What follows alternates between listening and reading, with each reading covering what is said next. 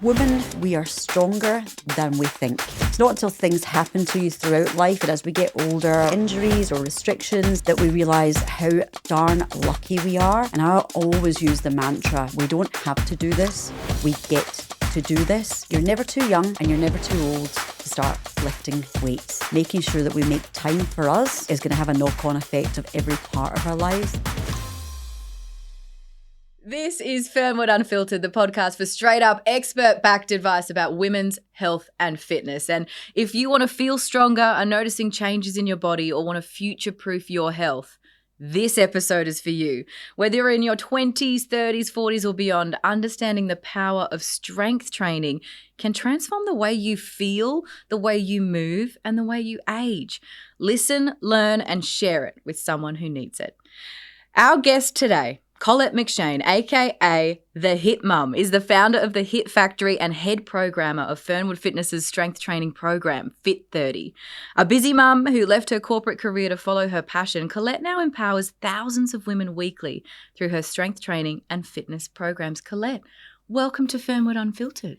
Hi, Georgie. Thank you so much for having me. I'm very excited to be here and hopefully share a bit of my story and help where I can. For the woman who's listening to us and this chat that is to come, what do you hope they take away? I hope that the listeners, learn that you're never too young and you're never too old to start lifting weights. And it doesn't have to be alone. Strength training is not just for aesthetic. That's a beautiful byproduct to, muscles look good and lean. It is for life. It's for protecting ourselves as we age. I think that's absolutely the number one thing that every woman should learn from as young an age as possible. Why is it so important for women to pay attention to strength training, or how is exercise so key for us? So strength specifically, when we get to 30, unfortunately, we do start to lose our muscle. It's very unfair. But that seems quite rude, Colette. It's very rude. Yeah. It's very rude. Us women definitely have it harder than men, but I believe we're stronger and we can take on more than what they can. We lose about 3% of our strength per decade. However, if we know this from an young age, we can add up to 25% of that strength back if we strength train properly. So it's about knowing that it will deplete over the years. It's also about knowing that it doesn't get you bulky. It gets you strong. It's incredibly important for protecting your bones, your joints, staving off sarcopenia, which is muscle wastage as we get older. What are the risks for women when we lose muscle? Honestly, there are so many, but I'll try and list a couple of things there. So ultimately, muscle loss, it can be very, very hard to get it back, first of all. So often, women will start an exercise program because they want to lose weight. Now, I'll never talk about losing weight. Never have done, because I know that it's about losing fat and gaining muscle. So when you go on, say, just a calorie restrictive diet and you're not exercising or lifting weights with that, the first thing that you're going to lose is muscle. The last thing you're going to lose is body fat. The harder thing to put back on is muscle. And of course, the easier thing to put back on is body fat. So first things first, when on a weight loss, let's think of it more as a fat loss and muscle gaining. So protecting your muscles as you lose weight.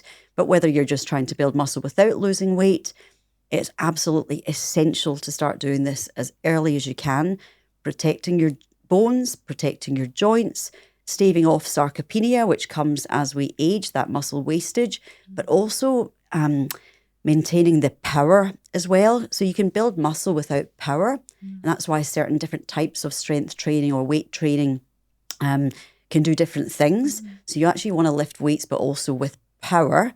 So you might have someone with lots of muscle, but it's almost like not knowing how to use it. So those powerful strength training exercises can hugely help with that, because you need both. You need strong muscles, but powerful muscles as well. Why do you think that women in particular perhaps are a little bit behind when it comes to our own knowledge about this? Yeah, that's a really good question, because I think now there's never been a better time for strength training to be in the mainstream media. It's everywhere you look and it's absolutely brilliant. But this has taken a long time to get there. I know when I started like my gym journey, really, really young, there would be nobody in the free weight section, no woman in the free weight section. And I know my way around a gym really, really well. I can go in and very quickly look at a couple of pieces of kit and know, right, that's my set today, this is what I'm doing. But even I would feel intimidated being surrounded by men in a gym. That's so different now. You look around and women we know we need to be strong. It's still got a long way to go, I believe. I think we still need to really get the word out there that it doesn't get you bulky. Now, you still hear it. I still from time to time, I'll still maybe have someone saying, oh, I get really bulky when I lift. And you know what? There is probably like a 0.5%. Don't quote me on that exact number, but you may have a woman out there who has a slightly higher level of testosterone, but it's incredibly rare. You would have to be powerlifting, on a massive calorie surplus, eating all the protein, lifting weights all day to appear bulky. It's lean mass that we're going to develop, so I think that has changed a lot. Back in the day, but even in, my early years, it was about women lifting light weights. It was those, as I call them, those little idly piddly weights. Like, don't pick up those little. And we'll often joke in my fitness classes, and Gaz, my partner, works in the business as well. I go, those are Gaz's weights. Those 2 kilo ones over there. They're probably the ones I'm always looking at. My trainer's like, no, you can't. You don't get them. No, I don't believe you, Georgie. But it's about lifting, choosing heavier. We can talk a little bit more about this today as well. But it's not those little light weights. And don't get me wrong, there's some workouts that can be done with very light weights, but in a very high repetitive motion that are actually really hard. But it's a different type of building strength, and it's not really going to give you that power element that we talked about. Oh, don't worry. We are going to get into all of the details, Excellent. Exactly what you need to hear. Before that, though, is it harder for women to get into strength training as they age? Or to build that muscle? Yes, it is definitely harder for women to build muscle than men. Again, going back to it being a little bit harder for a lot of different things for us. For example, men burn about 1/3 more calories than us each day. It's just an unfair fact, but it's physiology, and it drives me wild, but we just have to accept it. And in the same token, they have more muscle. So I might have someone come into the Hit Factory gym, for example, and we do a comprehensive body scan, look at muscle mass, and it might be a guy there that's got like 50 kilos of muscle in his body, and he doesn't actually exercise whatsoever. However, remember that power element? He doesn't have that power element to lift, so he's still having to lift fairly light weights until he gets strong. A woman might come in and they might be sitting on 25 kilograms of muscle in their body. So there's a significant difference. Men are naturally stronger than women, therefore they can build muscle quicker as well. But it does not mean that we can't. We're very driven. I train women every day, and we don't mess about. We want to get it done, and we will take on board the advice and listen to, all the content around what we should be doing to build muscle effectively. And we're doing it. We're out there doing it. I know that this would probably depend on a case-by-case situation, but how much muscle should we have in our bodies? Definitely case by case. So in terms of, it's going to come back to your overall body mass, so your height, your overall stature, what you're kind of using that muscle for as well. There is definitely no ideal number when it comes to muscle. I've seen people that have, in fact, I'll use myself as an example, right? So I've been training my entire life, grew up cross-country runner, triathlete, got into kind of lifting weights as doing circuit training with my dad, who ran a boxing club when I was really young. So I was getting into weights at a really young age, nothing too wild or too heavy. Then got into my 20s and started going to the gym and started on pin-loaded machines, then get more into free weights, and then get more into body weight training, and then bigger lifts. So that's kind of how I've went along the way. I do a little bit of everything because I like to be, really cardiovascularly strong as well. I only have about 25 kilos of muscle in my body. And I might have a woman that is in our sessions, a member who might have 35 kilos of muscle, and I can lift probably double the amount that she can. So it's not that number isn't relative, but I think the The important thing is you trying to get as much muscle as you can for your body type. You've got different body types as well. And again, it can happen with women too. I guess you call it like the ectomorph, where in fact, I'll use my brother-in-law as an example. We say he just has to look at a weight and he's popping. Oh, And he is a that's triathlete. so annoying. Yes, he is a triathlete, to be fair. But even if he's been in an off season, he was a professional triathlete. But I'll see him and I'll be like, to my sister, what's Brendan training for?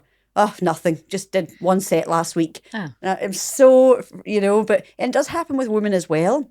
But a lot of us, like, I'm the opposite. I have to really work hard for that muscle. Yeah. But it just makes you more determined. I think it's quite good to be kept on your toes in life and have to work hard for something. Let's talk about that working hard right after this. If you are enjoying this episode with Colette McShane, make sure that you do share it with those that you love, because as we're going to get into, it's never too late to start strength training. Yeah. So Colette, there is this phrase, I think, which is very common vernacular. We see it everywhere. Do you even lift, bro? How can we reclaim that in a way that's kind of like, so how much do you lift, gal? Yep. Because I think you're right. There is, when I go into my gym, it's almost 50-50 now in terms of the spread. If I see men who are working out and women who are working out. And I know for myself, my own knowledge about strength training has grown exponentially in the last couple of years since I started working with a personal trainer. Yeah. And the way that I feel in myself has grown with that too. It's kind of matched that. Yeah. What would you say to people who are still maybe listening to this and be like, oh, that can't be me.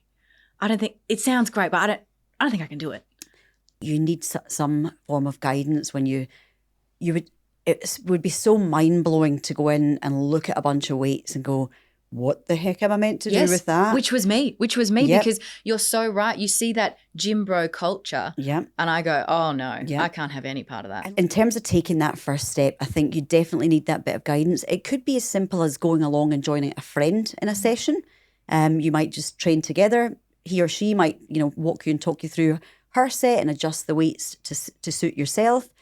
It could be that you do get a personal trainer and you run a certain amount of sessions with them, do a certain amount until you're comfortable. Or it could be that you go into a class environment. Now, that could be something as simple as like a body pump. Back in my 20s, I used to do quite a lot of body pump classes. Me too, at uni. Yes. I always found it very hard to keep up the pace Me too. with body pump because it's so fast paced, but it's a great intro into strength training because you're working through all the muscle groups and you're also getting to know how to lift free weights because it's all done, these sort of barbells and then the singular weight plates, etc. I think the key is when you first start out, go in with a bit of a plan. It could even be taking something online. There's plenty of resources out there and going, right, I'll take this plan. But I think just having somebody to guide you, because form is absolutely key as well. You got to learn how to, it's not a case of going, oh, they're strong, they can lift that. They've got to be able to lift it with good form, and then that's when you start increasing the weights at that point. But I think, the key thing is having somebody with you in that first session. I know back in the day, when I was doing those body pump classes, I would actually keep a lot of the weights lower. I would never add on. There was like a mental block for me being like, oh, I don't need to lift heavy. And what I'm doing is just good enough. Yeah. That's not the case, is it? Yep. So the good thing is now in the media, there's a lot out there about the importance of lifting heavy weights. So more about the heavier weight, smaller number of repetition. Yeah. But I was a bit like you, Georgie. Actually, it was more to do with the fact that I couldn't get those plates on quick enough to move to the deadlifts. The transitions were so fast. I'm like, wow, how are they doing that, getting the plates on? So I would just stick with the same for the deadlifts, which, you want to go heavier in a move like a deadlift, but there's some women out there that are nifty with chucking those extra weights on. I'm with you. I'm just all thumbs. So I'd be like, yeah. And I work in fitness, I do this for a job, but I definitely, struggled a little bit with the pace of those sort of sessions. But I think we now know, and there really are so many brilliant resources out there and so many women out there talking about strength training. I think also now that we're talking more about menopause and perimenopause, and that's when it gets incredibly important to bank up that muscle, and it does become even harder for us to build that muscle. You've got people like Stacey Sims out there, and She's just incredible. Her knowledge of the heavier lifts is where you're going to get the bigger gains. So, 5 or 6 reps, but it's all relative. There are other classes that you can do or other forms of strength that you can do as well with those lighter weights that you're still going to get some benefit from. I also think that and this is my personal experience, you can tell me if I'm living in a dreamland. Yep. But for listeners, I think that there's something beneficial for me in knowing that it is only a certain number of reps. It's not too many. So it's not like I'm going to go for a 5K run and die. Yep. I can do 5 reps. Yep. I can do this. And if it's a heavier weight, that's great. But I know that once I complete that, that's all I have to do and I can recover. Yeah. I don't have to just like push myself, keep going. 100%. And I think also just going back to how the perception has changed about strength training.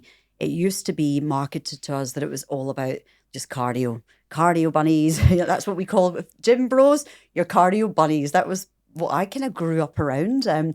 But we know that that's not the case now. We can actually get a lot of our daily exercise burned by our non-exercise activity or walking or just moving around. We now know about training smarter. We don't need to be doing it for hours and hours. I feel like, Colette, that I can't walk past an algorithm without someone telling me I should be doing strength training and showing me different workouts, whether or not I have the capacity to do them or not. Is that a good thing that we're talking about it more? It's a brilliant thing. It's so in the media now, and I think a lot of that is down to the fact that women are talking about peri and menopause now, whereas it used to be a taboo thing. So we're realising that the importance of being strong as we age, but we're also wanting to get that story across to our daughters, our granddaughters. So it's exposed at all ages now. So strength training is getting a great rap, finally, which is brilliant. Lots of people would get into strength training because they're chasing that booty or they're chasing the shoulders. But what other benefits does it have other than the purely aesthetic ones? So strength training definitely isn't just for aesthetics, but it's a lovely byproduct. I believe it can give you an enormous amount of confidence. Let's break it down. What happens to your body when you start lifting heavy? Well, look, all different ages, I guess all different things. From a young age, I feel it definitely can help if you're starting to lift with good form, getting to understand the basics of strength training. Can improve your posture, make you feel empowered. Simple things like being able to unscrew a jar and not being like, hey, passing it to the man in the house or whatever. It's like, oh, give me that, little simple things like that. Over the decades, it does all different things. Right now for me, I'm just turned 44 and I actually have 3 children under 3 and a 12-year-old as well.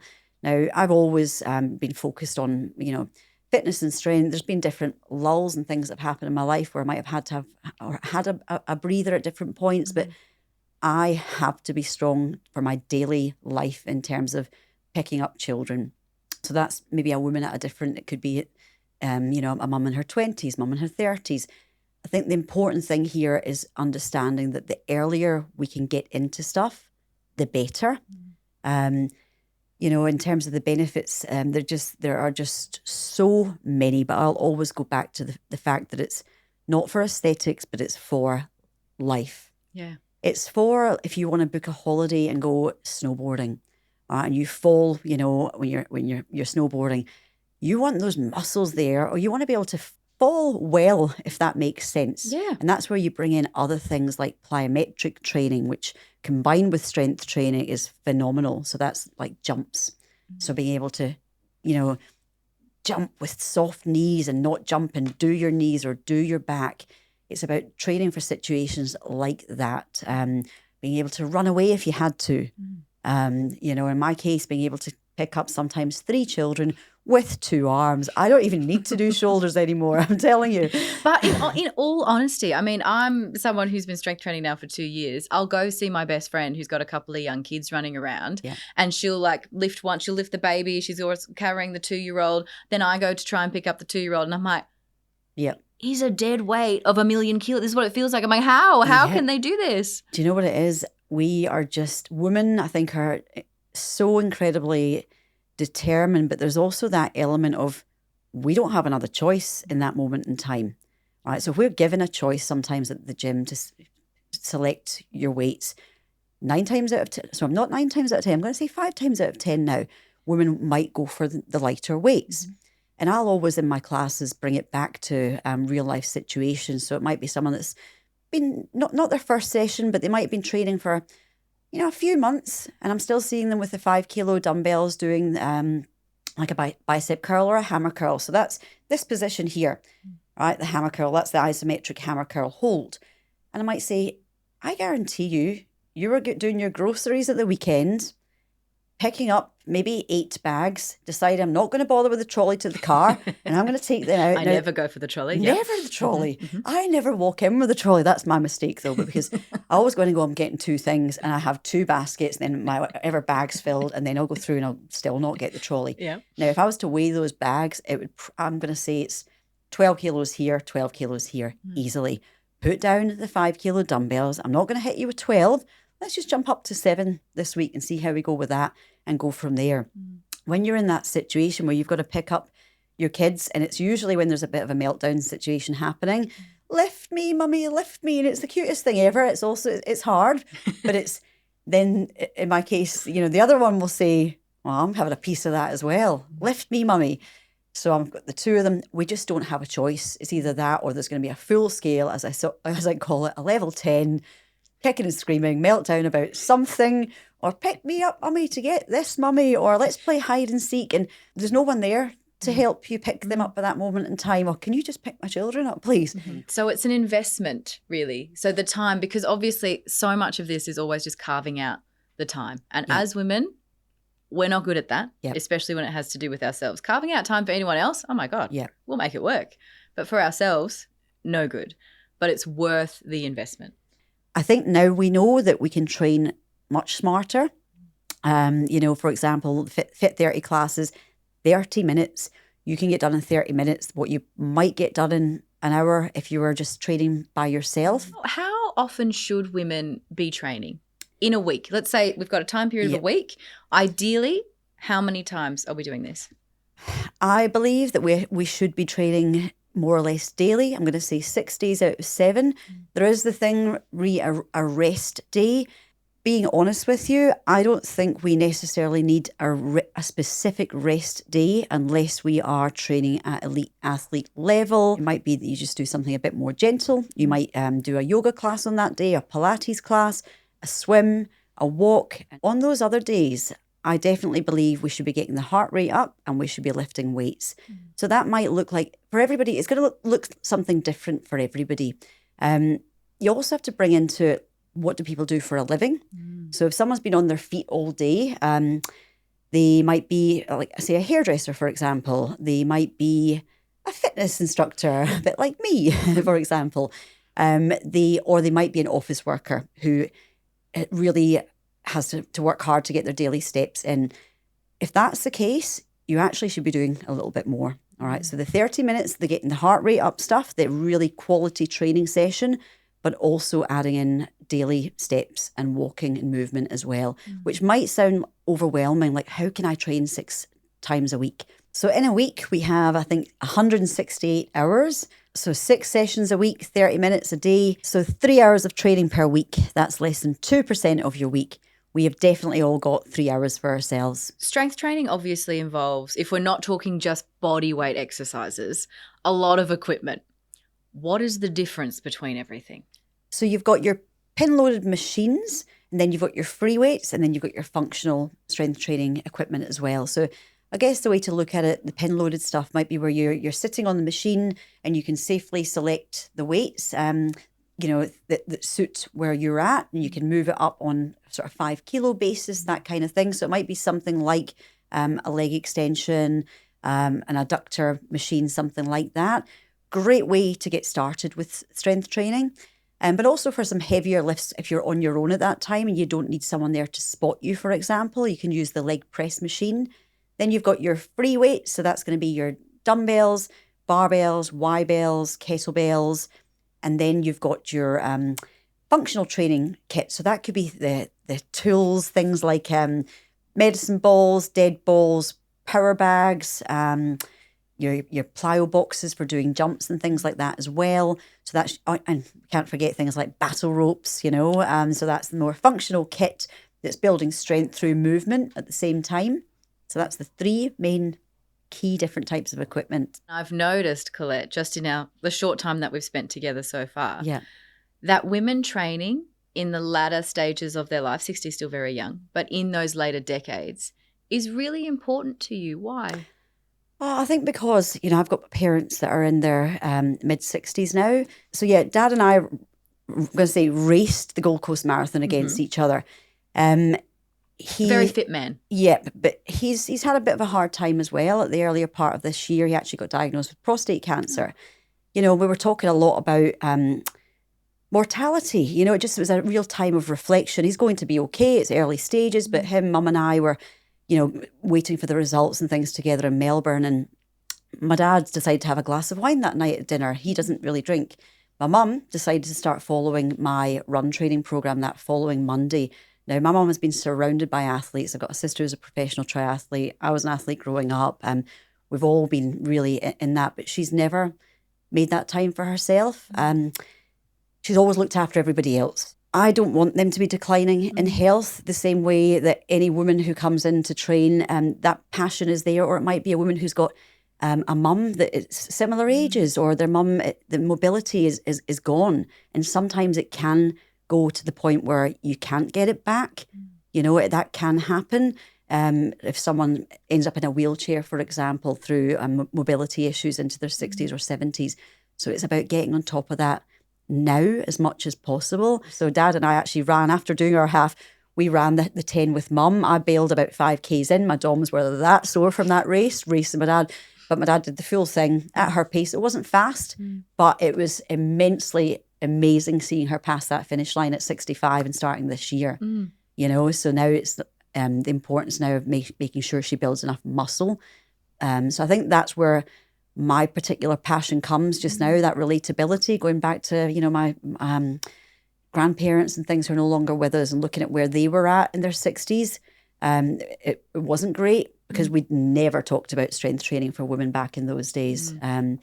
They would have never lifted a weight in their lives, Colette, this may sound like a weird question, but it's one that's very important to me because I have older parents and older people in my life.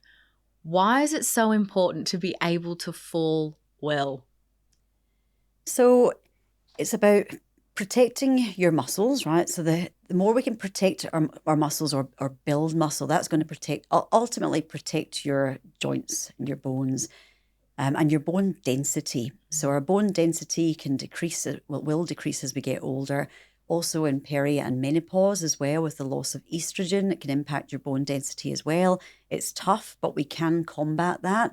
Now, falling well may sound like a crazy thing, as you said, but it is about being able to fall and save yourself before you hit the ground, being able to quickly react. And you're going to get that through reactiveness, explosive power, training your body to be moving well through training, to be able to save your hips by, pushing that hand down first, and very quickly be able to deflect from that fall. And that might sound like, well, that doesn't happen every day, but let me tell you, it does. It happened to me when I was running just a couple of weeks ago, actually. And funnily enough, I was actually saying to the girl I was running with, let's change direction because we're about to go over a train track and this will be safer. And as I said it, No, I'm not kidding you.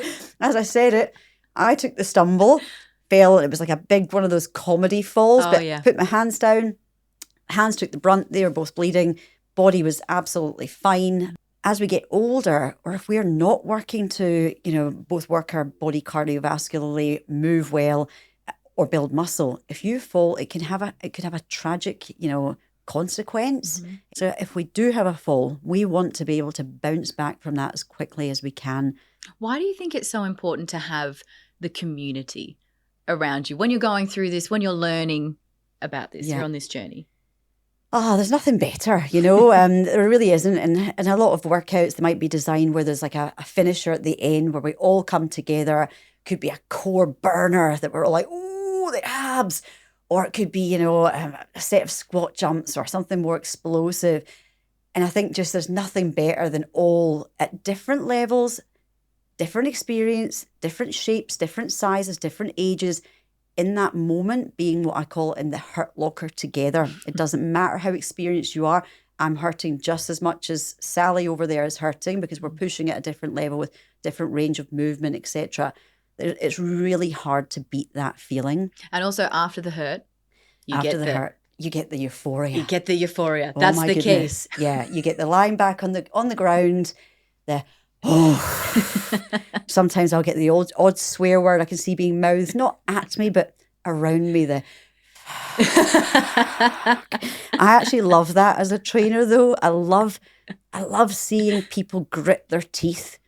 I don't know if it's a smile, if it's a grimace, or what it is, but it's usually a teeth gritting determination. I just love seeing people escape comfort. It's just for a short while. It's not for hours and hours. And I always use the mantra, we don't have to do this. We get to do this. Remember how lucky that you are to be able to do your dancing, to be able to move. I think we've got to remember that our entire lives. And it's not until things happen to you throughout life and as we get older or certain injuries or restrictions that we realise how darn lucky we are.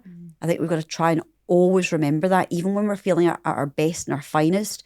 And so, there's sometimes a case of like banking up a little bit when you are feeling amazing, like in a real great training block. Really make the most of that, because you could get the flu in 6 weeks' time or something. Bank that muscle up, because it will start to go when you get sick, but it's going to bounce back really quickly. The memory is there. So that mentality, we don't have to do it, we get to do it. That changes everything, I believe. I love that. I love that mentality. Talk to me about the Fit 30. What is Fit 30? So Fit 30 is essentially the home of strength training for women. I'm a big believer in there's no one way to train. And I think that things are definitely changing there in terms of, I just do strength training or I just do cardio. Why not have the best of both worlds? It's best to, right? It's best to try and incorporate everything. 100%. So the two key things I think for longevity, going back to training for life, is building muscle, but also this muscle here, right? So your heart. So increasing your VO2 max adds years to your life. What is VO2 max? So VO2 max is essentially like your power output for your body and your heart, and the rate of which your heart muscle works. You can really make the biggest gains there in intense interval training. It's going to really teach you about how to use free weights well. So not just building muscle, but building powerful muscles. And the best bit, 30 minutes. That's it. Just 30 minutes. That's the key bit for me, I think, that makes it even more accessible. It's just 30 minutes. Yep, absolutely. So I actually started my business, the Hit Factory, when I had my eldest daughter, who's now going to say 13. She's about to be 13. I was looking for a place to train that had 30-minute classes, because I knew that's probably the longest I'll be able to get her to have that, to sit in the pram at that point in time. You're busy. Or to not have a meltdown, start crying, for example. Isla liked she was a cry little thing. There wasn't any, so I decided to create one. I left the corporate world and decided to become a trainer in my pregnancy, and launched my own business. And it was 30-minute workouts. We've always focused on 30 minutes, whether that's strength, whether that's pure HIIT, or whether that's a combination of the two. I think for mums, or for any busy woman, we can all carve out that 30 minutes. Everyone in that Fit 30 class will be working at different levels.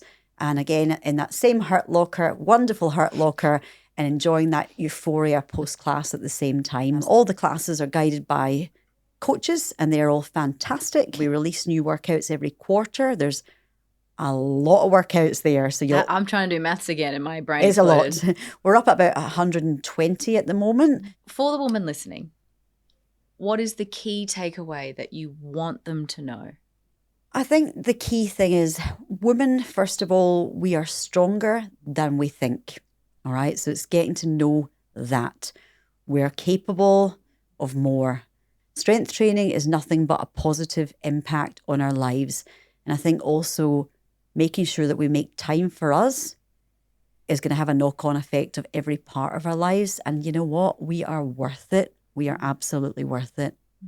Colette McShane, thank you so much for joining us on Fernwood Unfiltered. I feel stronger just being in your presence. Thank you, Georgie. That's been absolutely wonderful. If you have enjoyed listening to today's episode as much as I've enjoyed the chat with Colette, make sure you share it with someone you love. And remember, it's never too late to start strength training. Incorporate it into your life. It's so important. Until the next episode, we'll see you soon.